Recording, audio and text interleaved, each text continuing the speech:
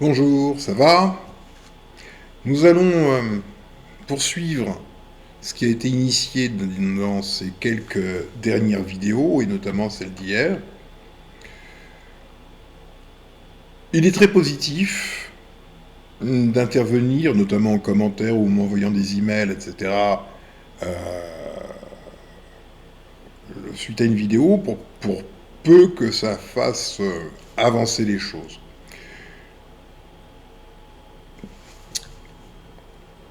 Certains concepts n'ont pas été forcément compris comme j'aurais souhaité qu'ils le soient. J'ai du mal m'exprimer. J'ai, en tout premier lieu, Petite Frimousse, guerrière Petite Frimousse, qui a écrit des commentaires, qui étaient très intéressants. Et justement, ça me permet d'aller encore un peu plus loin dans l'approximation, ça ne peut être qu'une approximation, des faits exposés. Elle me dit, suite à la vidéo d'hier, la vidéo d'hier c'est, comment elle s'appelle, The Rapture, l'apport supérieur de la guerrière LFDFK. Ok. Bien qu'elle me dit, le réel est mathématique. Elle pose les éléments de sa propre compréhension. Elle assemble les pièces du puzzle dans sa tête, est-ce qu'on est d'accord? Le réel est mathématique.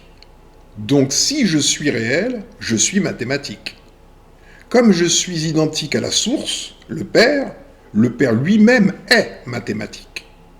Donc, ce que le Père accomplit mathématiquement, je l'accomplis également,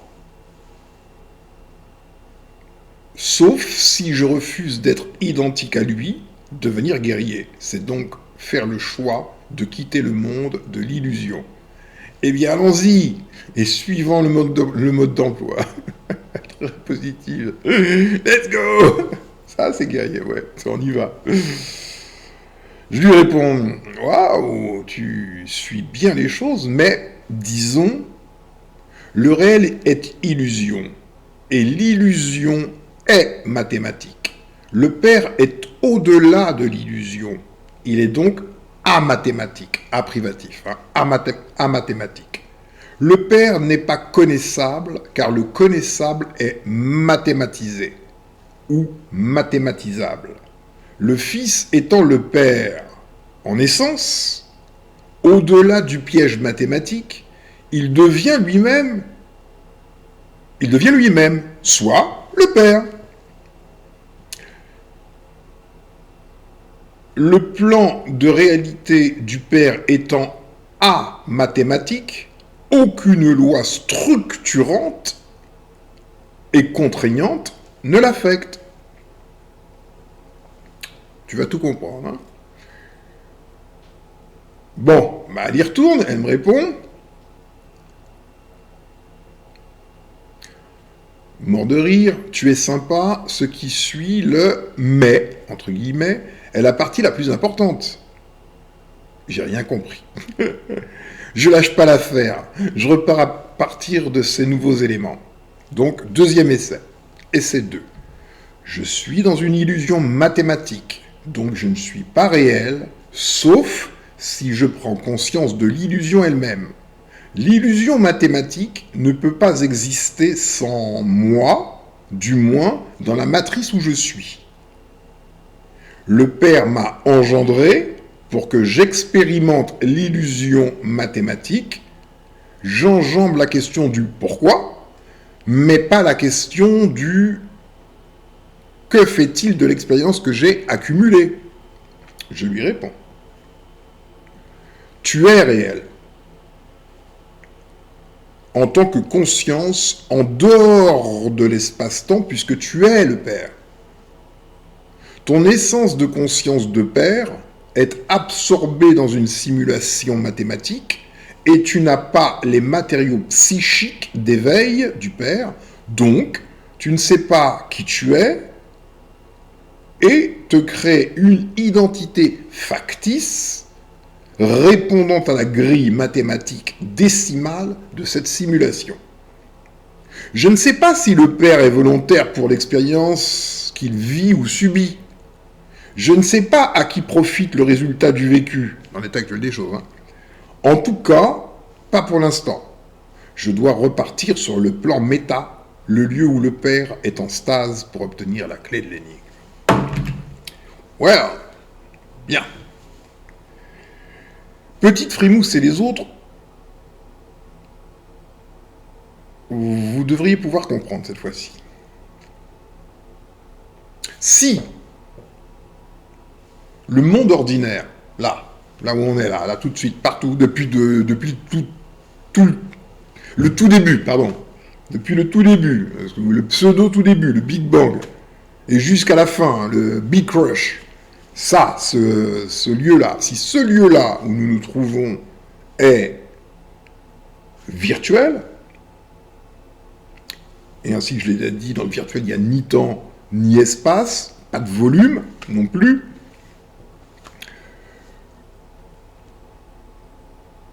alors, tout ce qui se trouve à l'intérieur de notre champ est symbolique.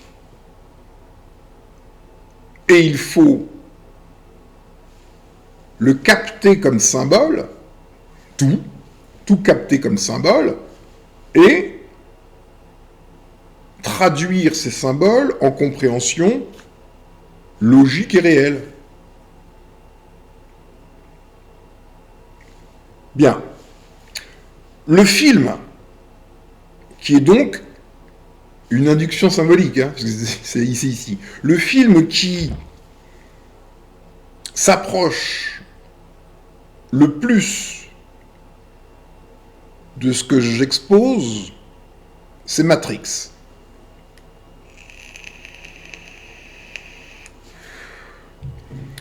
Il y a un homme. Il est dans une réalité virtuelle, comme tout le monde, sans le savoir. Il s'appelle Thomas Anderson. Thomas Anderson, il a une vie comme tout le monde. Il bosse pour une boîte d'informatique, etc., etc. Cependant, Thomas Anderson a quelque chose de plus que la majorité, c'est le doute. Comme il a le doute à propos de l'environnement, de ce qu'il vit, de ce qu'il se passe, du réel, il devient potentiellement le fils conscient. Là, il est le fils totalement inconscient. Donc, être le fils inconscient ou pas être le fils du tout, c'est blanc, bonnet, bonnet, blanc. Ok ?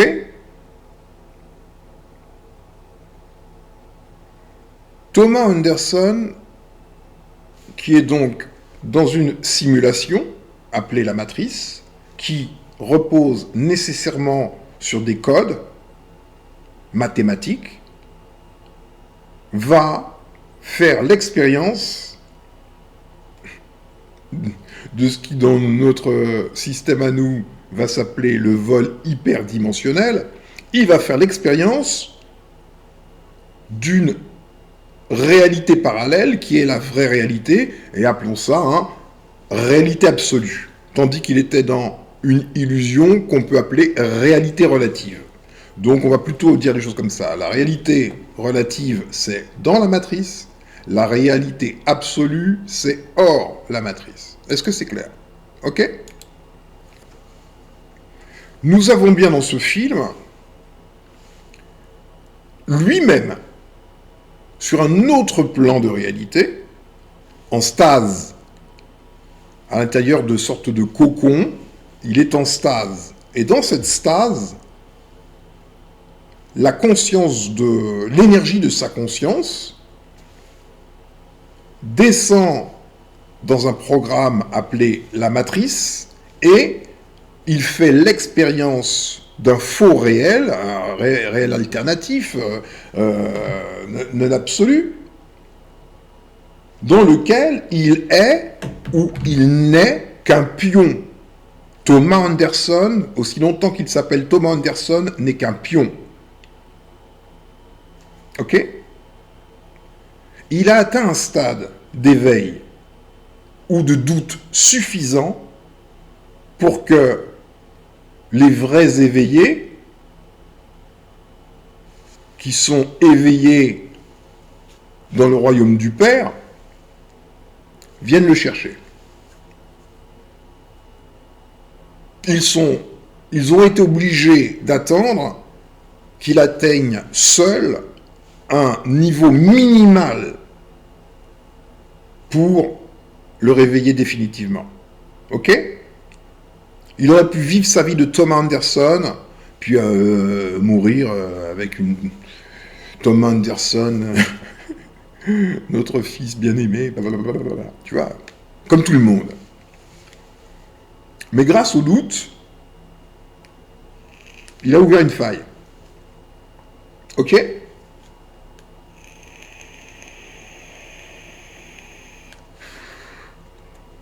Et il va être amené à sortir de la matrice. Donc il y a bien une énergie, l'énergie Thomas Anderson. C'est une illusion dans la matrice. Mais ce qui n'est pas une illusion dans la matrice, c'est l'énergie de conscience de Thomas Anderson.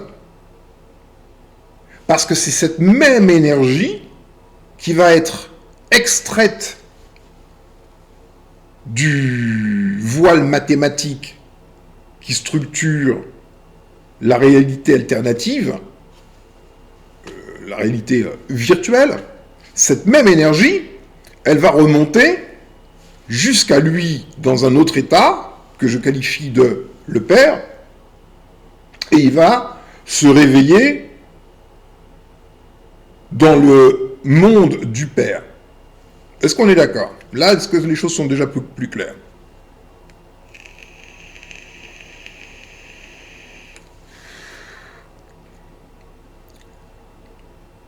Dans le monde du Père,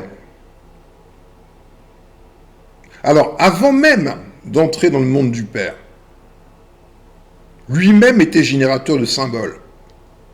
Il se faisait appeler Néo en tant que pirate informatique. C'était son pseudonyme. Tout comme, là aujourd'hui nous avons tous des pseudonymes. Donc c'était son pseudonyme. Ok ? Néo. Mais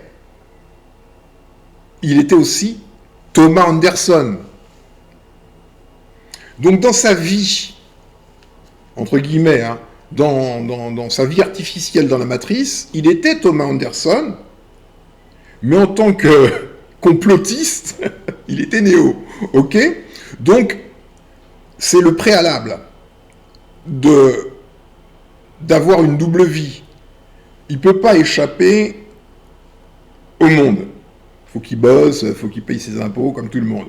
Donc là, c'est Thomas Anderson, numéro de sécurité sociale temps, blablabla, un homme ordinaire. Cependant, il se crée un autre moi, un avatar, une sorte d'avatar purement virtuel sur son ordinateur, dans son univers informatique de pirate. Néo. Quand il se réveille, ou on l'emmène à s'éveiller dans la réalité absolue, il est gravement choqué. Le film ne montre pas ce que devrait représenter un choc psychologique tel, parce qu'il faudrait faire 5000 films juste pour traiter de ce sujet-là, tu vois. Donc ça va très vite, on saute les étapes. Mais il est évident que ce qu'il se passe à cet instant, au moment où il se réveille, dans la réalité absolue, dans son cocon, ce qu'il se passe, c'est que le monde auquel il croyait, dans lequel il était, il est totalement extrait de celui-ci, et celui-ci n'était qu'une bulle de rêve. Et tout le contenu relevait de l'artifice. C'est horrible à vivre. Là, pour les besoins du film, Néo, Thomas Anderson, est un mec célibataire, pas d'enfant. avec sa vie de reclus. Hein, il pirate sur son ordinateur. Donc, quelque part, on veut montrer qu'il n'a pas beaucoup de vie, il n'est pas très impliqué dans ce monde de substitution qu'est la matrice. Parce que, évidemment, s'il avait eu des attaches sentimentales, profondes, avec des non existants réellement, ben oui, il n'y a rien qui existe dans la matrice réellement. Sa femme, ses enfants, etc. Waouh! Je ne suis pas certain qu'il aurait réagi de la même manière, tu vois. Donc, il faut en tenir compte. Cependant, bon, il y a bien une petite scène où on voit sa crise psychologique évidente, puisqu'il doit découvrir que sa réalité n'est qu'une simulation, et que la vraie réalité, la réalité dite absolue, est ce qu'elle est. Donc le père, c'est bien l'homme qui n'a même pas de nom. Pour les besoins du film, ce qui est exploité, c'est l'énergie corporelle. Les humains servent de pile électrique depuis leur naissance et ils grandissent dans un cocon et n'ont aucune identité réelle. Donc il n'a pas de nom en tant que cela. C'est une pile. Tout ce qui relève de son identité n'a été vécu que dans l'artifice, depuis toujours, dans la matrice. Ok ? Donc le fils, le vrai fils, le fils éveillé, qui n'est pas Thomas Anderson est le fils inconscient. Donc il n'est pas le fils puisqu'il ne se sait pas fils. C'est au moment où il va rencontrer qui il est réellement le père, qu'il comprendra qu'il a toujours été le fils de lui-même, le père, en état de stase.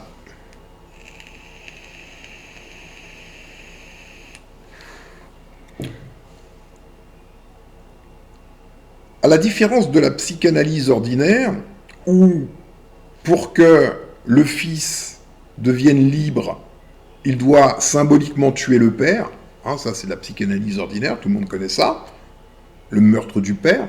Là c'est tout l'inverse. C'est la résurrection du père. Ou en tout cas sa première vie, parce qu'il n'a même pas été vivant. En tant que conscience, il n'a jamais été vivant. Il n'a été vivant que biologiquement pour servir de pile. La conscience a toujours vécu dans la matrice. Donc, le fils, le contenu psychique de l'énergie de la conscience, va être restitué au père. Le vrai. Le fils devient le père. Le fils devient le père. Il ne tue pas le père. C'est tout le contraire.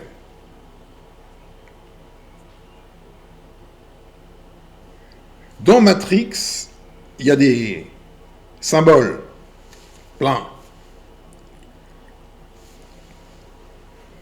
La particularité de ceux qui sont le père, c'est qu'ils ont des lunettes. C'est ça qu'on les reconnaît.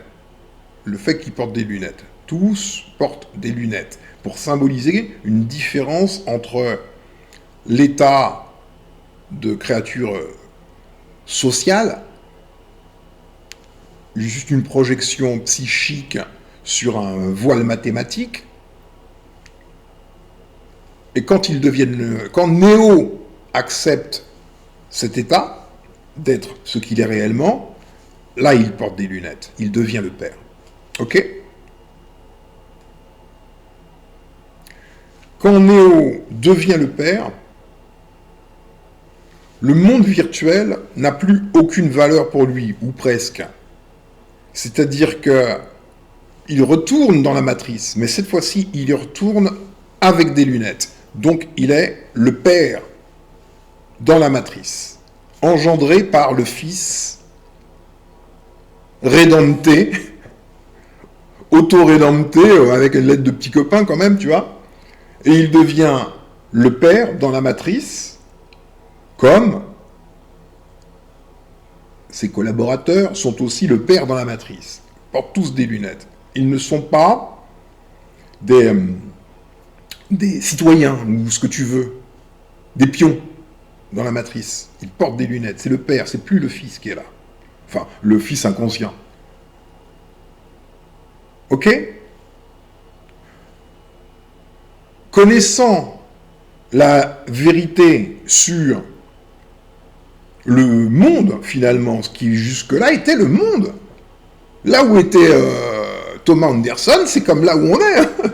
T'as des fusées, t'as de l'espace, bah bref, c'est le monde.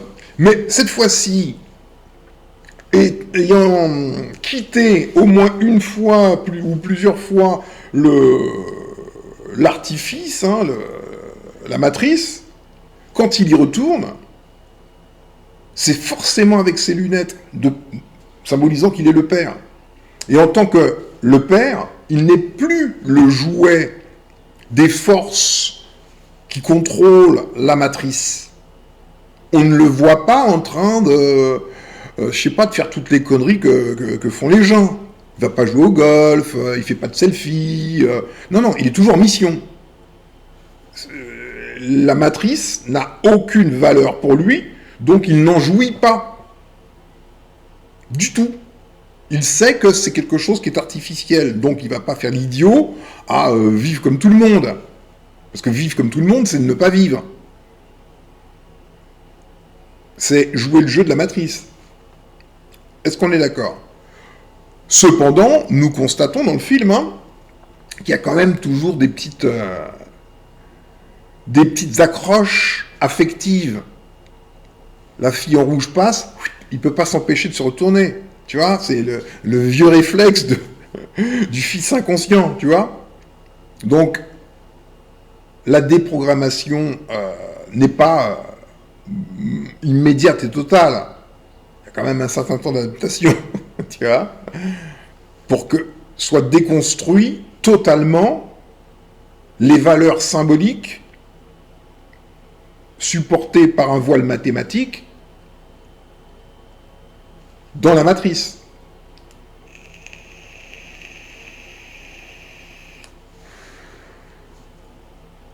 Donc, tout est symbolique. Il s'appelle Néo, ça veut dire nouveau. Nouveau quoi ? Nouvel homme, finalement. C'est ce qu'on pourrait croire spontanément. Mais cependant, il rencontre une femme. Elle s'appelle Trinity, Trinité. Et ils forment un couple. Néo-Trinity, nouvelle Trinité. Le Père, le Fils, le Saint-Esprit. Ok ?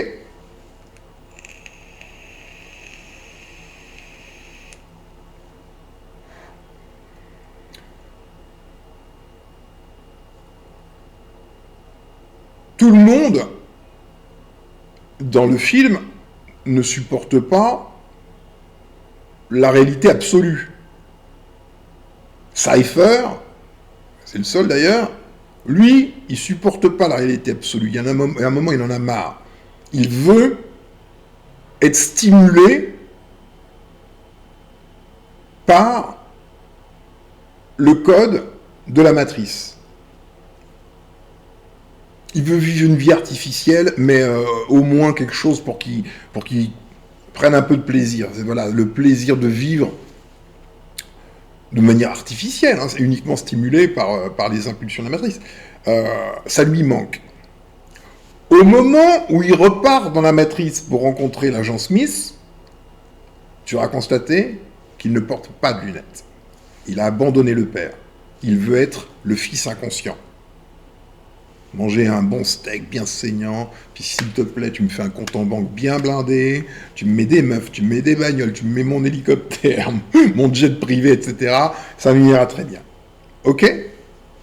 Alors même qu'il sait que tout cela n'est qu'illusion. Donc, il abandonne ses lunettes, il abandonne son statut de père pour pouvoir repartir dans l'illusion.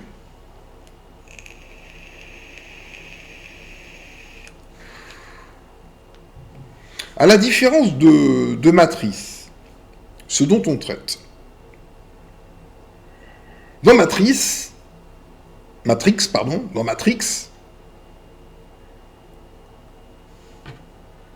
les symboles de la réalité absolue sont identiques aux symboles de la simulation, la matrice.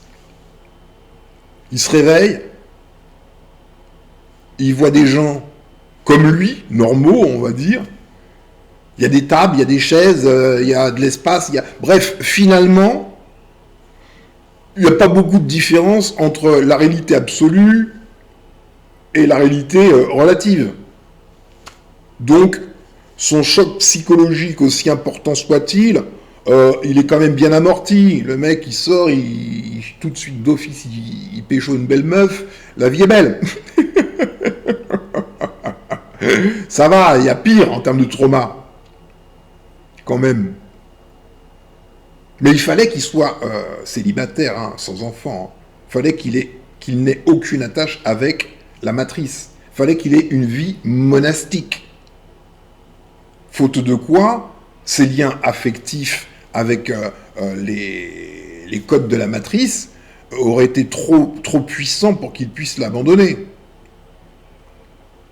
Donc, on a des clés. La vie monastique, le détachement de toute stimulation matricielle. C'est la base. Si tu es toujours en train de kiffer ta life dans l'artifice, dans la matrice, tu risques pas de vouloir en sortir. Ok ? Il n'est pas dit, dans ce qui nous intéresse, que la réalité absolue soit codifiée conformément au code de la matrice. Tu peux peut-être te réveiller dans quelque chose de absolument inconcevable. Waouh, la grosse claque là. Si plus aucun objet, aucun symbole n'est reconnaissable dans le lieu de la réalité absolue, c'est pas la même chanson. Est-ce qu'on est d'accord ?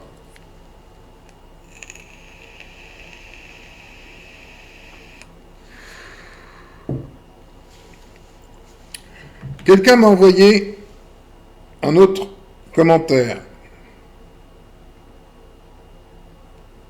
Les choses progressent, hein, grâce à vous tous, participants. Il est où ? Oh. Voilà. Il s'agit du guerrier Mathieu-Pierre Marcelin. Mathieu-Pierre Marceau-Marcelin, pour être plus exact. Ah non, rien à voir. Mathieu-Pierre Marceau-Paulin. Mathieu-Pierre Marceau-Paulin. Qui s'exprime, depuis le temps que je lis ses commentaires, etc., il ne s'exprime qu'en symbole. Parfois le langage des oiseaux, ceci, cela. Donc, certains ont du mal à le comprendre. Parce que justement, voudraient comprendre par le côté droit. Le système nerveux orthosympathique. Or, les moyens de communication de l'esprit, du système nerveux parasympathique, c'est purement symbolique. Purement symbolique. Alors, il me dit quelque chose d'extraordinaire. Il me dit un champ magnétique mathématisable. Tout est lumière, son et lumière autour de soi. Voilà ce qu'il dit. Un champ magnétique mathématisable. Tout est lumière, son, S-O-N, le son, et lumière autour de soi.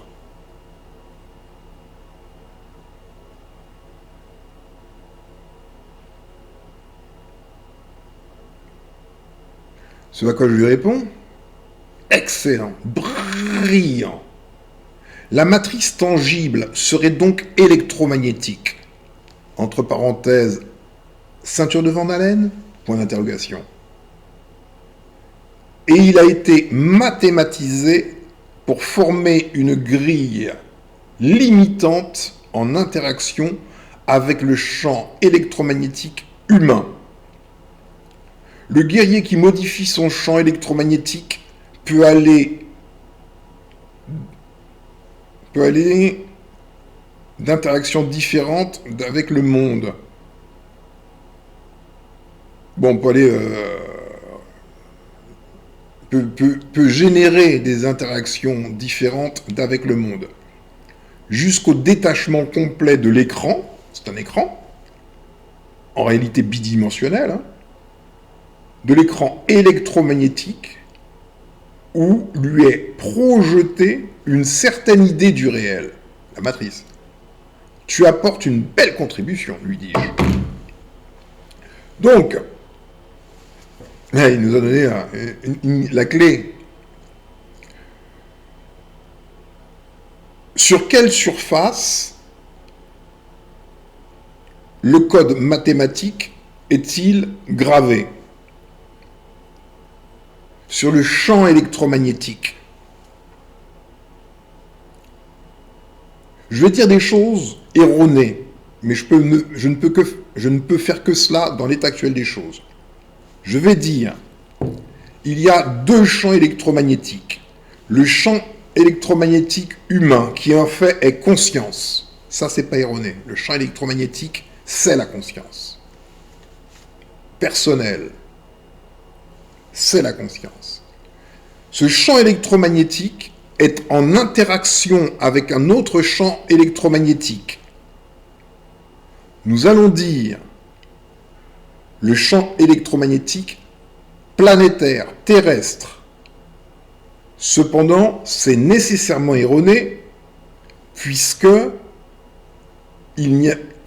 dans la matrice, il ne peut y avoir ni volume, ni temps, ni espace, rien de tout cela. Donc, la planète elle-même et son champ électromagnétique, c'est bullshit, en vérité. Cependant, on est obligé de poser ces éléments pour comprendre. Il y a donc une interaction entre le champ électromagnétique humain et le champ électromagnétique terrestre. Et c'est cette interaction de l'un et de l'autre qui forme la réalité constante. Tout le monde, à peu près, est calé sur la même fréquence électromagnétique, de telle façon à percevoir la même réalité. Parce que, comme ça, c'est bivalent, il faut... La matrice a été paramétrée relativement à un certain état du champ électromagnétique personnel. Si ce champ électromagnétique personnel est différent, l'interaction avec le champ électromagnétique de la matrice sera également différente. Est-ce que tu comprends?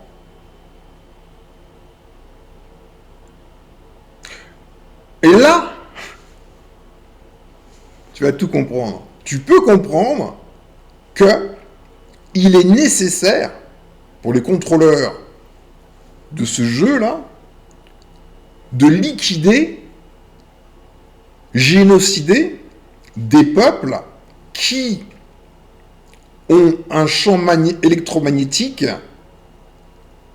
trop différent de celui qui est admis pour produire l'interaction faisant qu'il y a un monde, unique.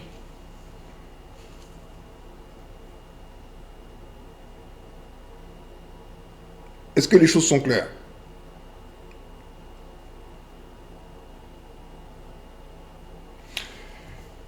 Donc,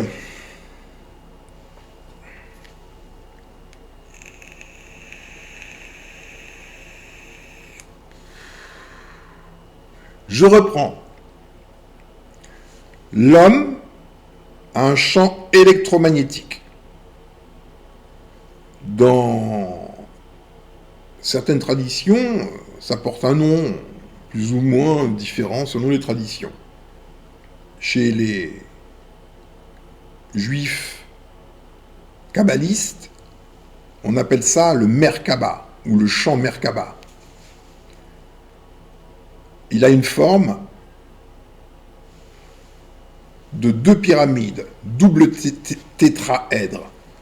Une pyramide dans un sens, comme ça, et une pyramide incrustée dans l'autre, pointe en bas. Donc il y a 2 pyramides, une pointe en haut, une pointe en bas, qui s'interpénètrent. Et donc visuellement, ça forme, sur un plan bidimensionnel, ce qu'on appelle ordinairement l'étoile de David ou sceau de Salomon. Ok? Il est dit que, selon qu'on soit homme ou femme, comme c'est un tétraèdre, la pointe pour les hommes est à l'avant, pour les femmes à l'arrière. Donc c'est une inversion des pyramides. Ok? Donc on a notre propre champ électromagnétique. Et ce champ électromagnétique, il l'appelle Merkaba, parce que Merkaba veut dire le char, c'est-à-dire le vaisseau, ce qui permet de se déplacer. Ok? Garde ça bien en tête. Hein. Se déplacer comment? S'il n'y a ni temps, ni espace, ni volume, le déplacement n'a donc strictement rien à voir avec l'idée de déplacement conformément aux lois mathématiques de cette matrice dans laquelle nous nous trouvons. Il n'y a donc pas besoin de bouger pour se déplacer. Il arrive que le champ électromagnétique humain soit perturbé pour plusieurs raisons. Si tu es malade, tu as de la fièvre, etc., tu vas te sentir un peu tangué, et la réalité perçue sera plus ou moins différente. Parfois, elle l'est très légèrement, il y a des petites choses, tu vois des trucs. Bon, on colle ça sur le dos du mal-être, du fait d'être malade. Ok? Maintenant, tu vas comprendre ce qu'il se passe avec les initiés. Certaines plantes qu'on appelle plantes de pouvoir modifient le champ électromagnétique.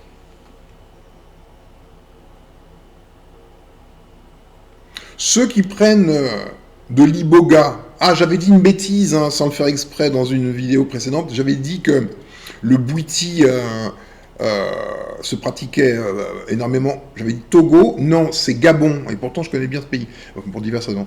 Mais je confonds toujours les deux, Gabon, Togo, pour moi, voilà, confusion. Donc oui, Gabon.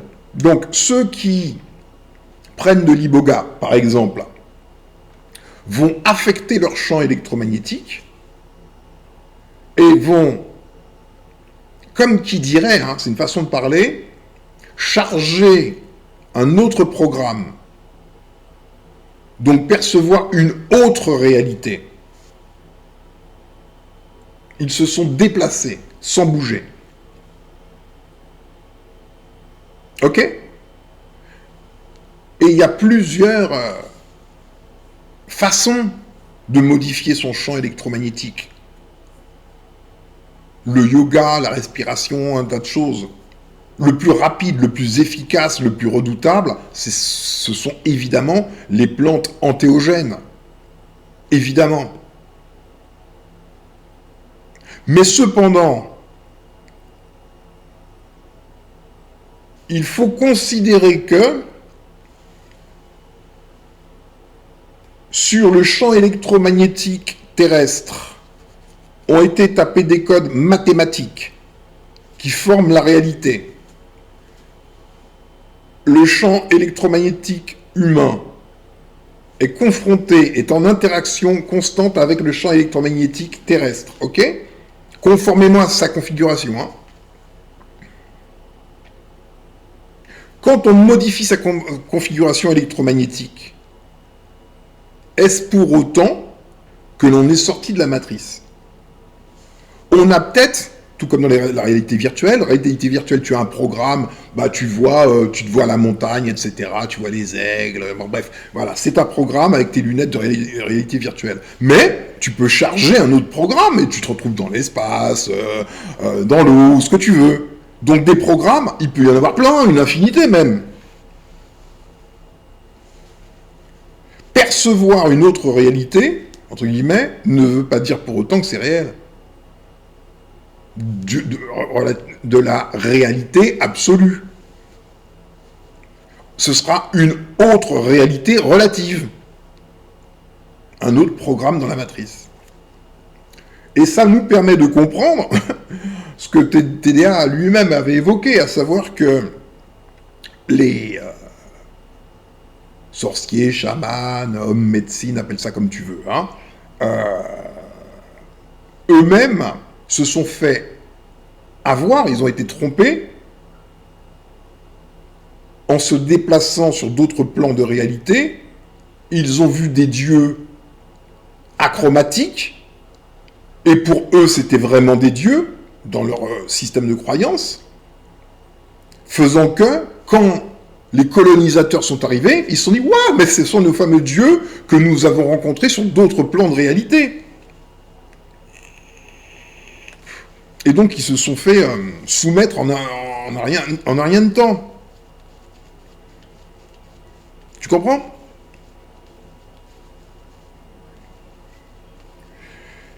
Donc, la seule chose qui ait du sens, c'est d'expérimenter la sortie totale du champ électromagnétique mathématisé. Totalement. Pour voir la réalité absolue. Au-delà de toute mathématique. Probablement.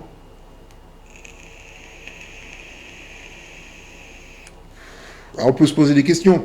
Si ce que nous appelons ou appelions le réel depuis toujours est supporté par un codage mathématique, qu'est-ce qui supporte la réalité absolue? Est-ce qu'elle est supportée par quelque chose?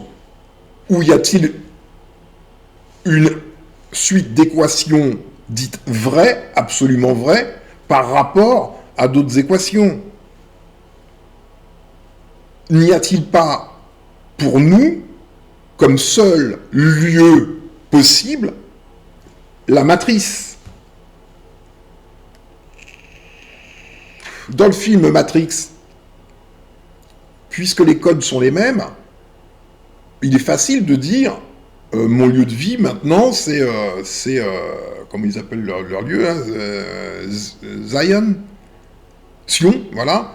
C'est bon, maintenant j'habite à Sion, tu vois. Il peut habiter à Sion. Il sort de la matrice, il retrouve à peu près les mêmes codes. Bon, bah il est pas choqué, il se dit ok, bon moi Sion ça me va très bien. Puis il y a une jolie petite meuf là, c'est ma meuf, donc ça va. J'ai des potes, ils sont cool, ils ont tous des lunettes, ils sont super bien sapés, j'adore. Bon, pourquoi pas. Mais en supposant que la réalité absolue soit si différente de soi que, aucune rencontre ne soit possible, ça voudrait dire que la conscience serait condamnée à vivre dans la matrice. Dans une réalité subjective, relative, fictive. Dans le film Matrix, il y a le groupe, on va les appeler les guerriers. Eux sortent totalement de la matrice. Totalement. Est-ce qu'ils font sortir tout le monde? Du tout. À un moment, Neo, dans je ne sais plus lequel des 4 ou 5 Matrix qu'il y a eu, il prend la parole en voix off, comme s'il parlait dans la matrice à l'humanité, en disant que globalement, il leur met la matrice à disposition, ils sont libres d'en faire ce qu'ils veulent, conformément à leurs souhaits, blablabla. Bref, ils accèdent au contrôle de la matrice et peuvent créer, remodeler, recodifier la matrice pour qu'elle soit plus agréable à vivre. C'est ce qu'il se passe dans le film. Donc, l'écrasante majorité de l'humanité reste dans la matrice.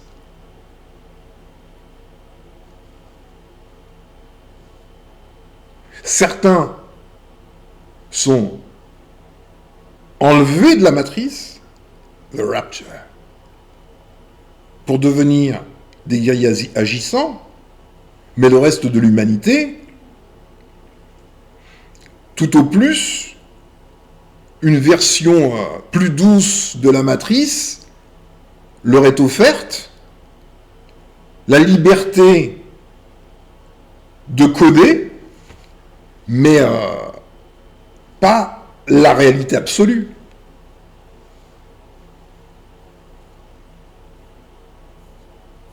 Donc nous avions parlé, il y a déjà pas mal de temps de cela,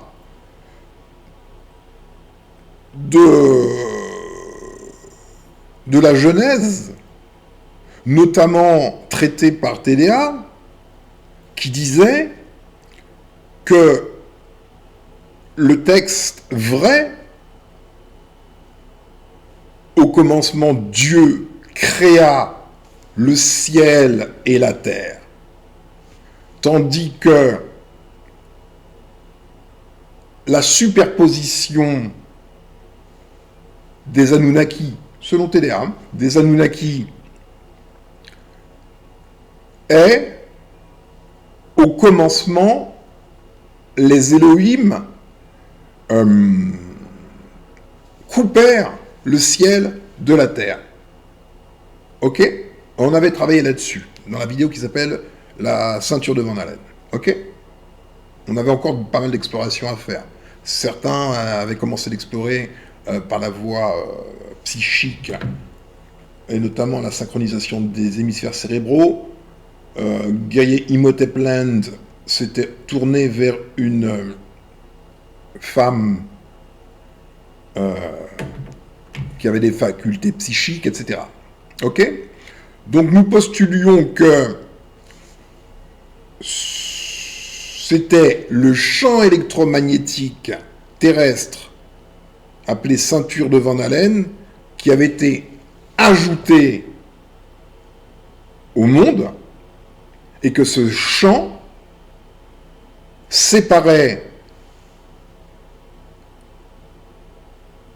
ce qu'on appelle Dieu, le tout du Muntu, séparait le tout de Muntu de Moon.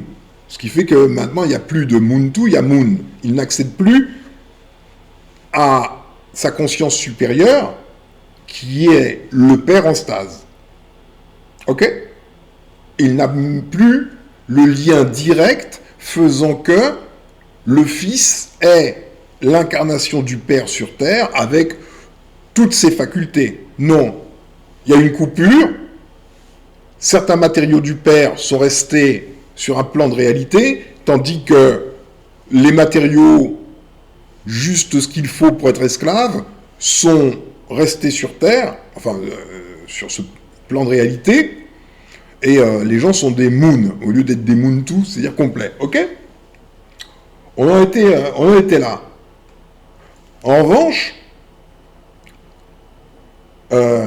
notre frère guerrier, Monsieur Paulin, nous met en évidence que le champ électromagnétique est la surface sur laquelle on peut coder librement en langage mathématique. Auquel cas, ce n'est pas le champ électromagnétique qui est le problème, mais ce qui est codé à l'intérieur.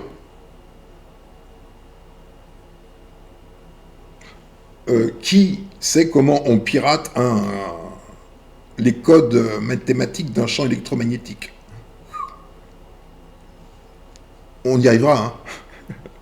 Mais il est vrai qu'il est beaucoup plus facile si le réel est l'interaction entre deux champs électromagnétiques, il est plus facile d'agir sur son propre champ électromagnétique que d'essayer d'affronter la planète dans son entier. D'autant plus qu'on ne sait même pas qu'est-ce que la planète, etc., etc. Bon, bref. Voilà.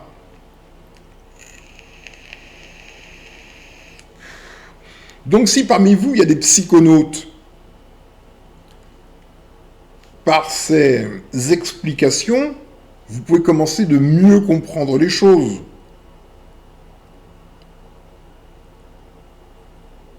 Ou des initiés qui ont été initiés avec des plantes de pouvoir, les plans de réalité qui vous sont ouverts durant l'initiation ne sont probablement pas la réalité absolue. C'est juste à changer de chaîne, mais c'est toujours la télé, quoi.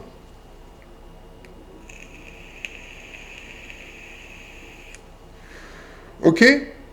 Bon, j'espère que les choses ont été plus claires. Si vous avez encore des questions ou des réflexions à apporter, ben welcome. Carrément. Carrément. Voilà, quoi. Ah oui, je voulais rebondir là-dessus. C'est important, justement. Les divers scénarios dans la matrice dans laquelle nous nous trouvons là. Vous constatez des constantes stupides. Il y a toujours une remise à jour. Et je vous rappelle que le temps n'existe pas. Gardez ça en mémoire. Là, notre brillantissime frère TDA nous sort quelque chose de derrière les fagots, appelé le MVET, et on s'aperçoit que c'est toujours la même histoire. Il y a les gentils d'un côté, les méchants de l'autre. Cette fois-ci, c'est les gentils noirs contre les méchants noirs. Et les méchants noirs, ils sont méchants parce que... on ne sait pas pourquoi. Et les gentils sont gentils, mais on ne sait pas pourquoi. Mais on sait qu'il y a les gentils, il y a les méchants. C'est les cow-boys, les indiens... C'est toujours le même truc, c'est toujours une opposition. Le bon contre le mauvais, le gentil contre le méchant. On retrouve toujours cela. Pourquoi ?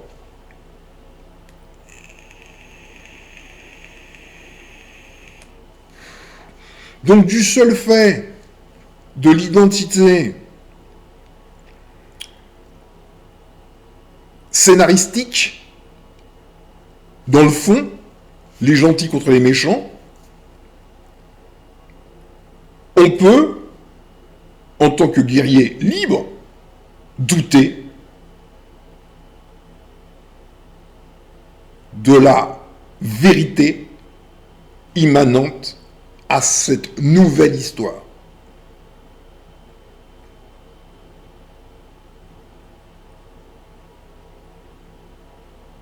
C'est toujours la même histoire qui revient en boucle. Les gentils contre les méchants. Ceux qui avaient plein de pouvoir, les nazis, c'était pareil.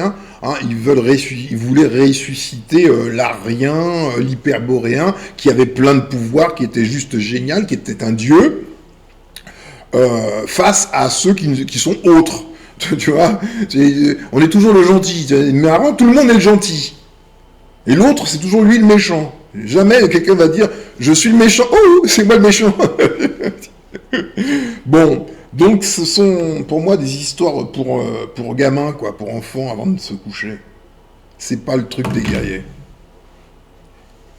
Yeah. J'adore. Bah ouais. Le monde est plein de pièges. Et si tu conçois la matrice décimale dans laquelle nous sommes, et son fonctionnement, que tu commences un peu à comprendre, tu vois que tout est manipulable.